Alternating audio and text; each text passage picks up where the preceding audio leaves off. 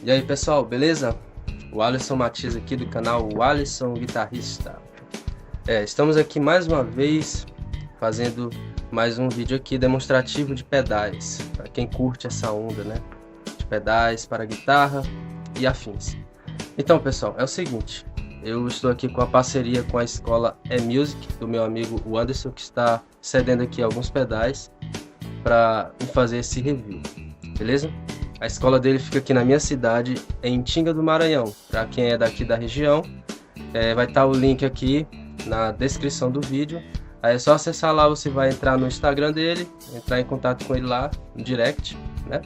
E aí você vê aí o instrumento que você tem vontade de aprender.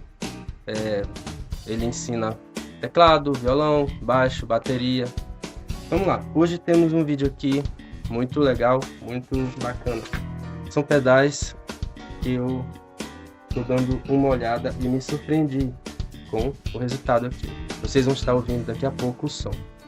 Então temos aqui Vintage Overdrive.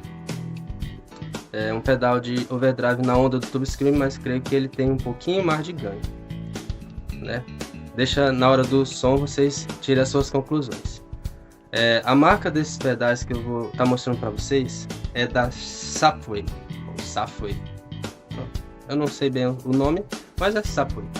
Custo-benefício incrível e pedais bem resistentes, bem construídos, o acabamento, gostei.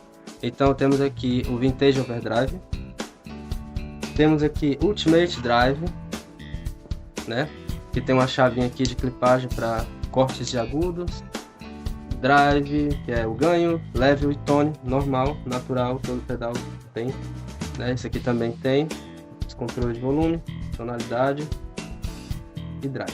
E temos um Analog Delay. Então vou mostrar para vocês um set bem custo-benefício, que com esse aqui já dá para vocês fazer bons sons, solos, bacana, entendeu? Vou estar ligando tudo isso na interface.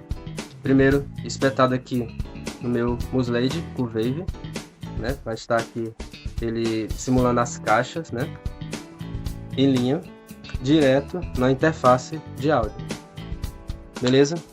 Então vamos pro vídeo. E depois vocês tirem as suas conclusões do som. Vamos lá para o vídeo.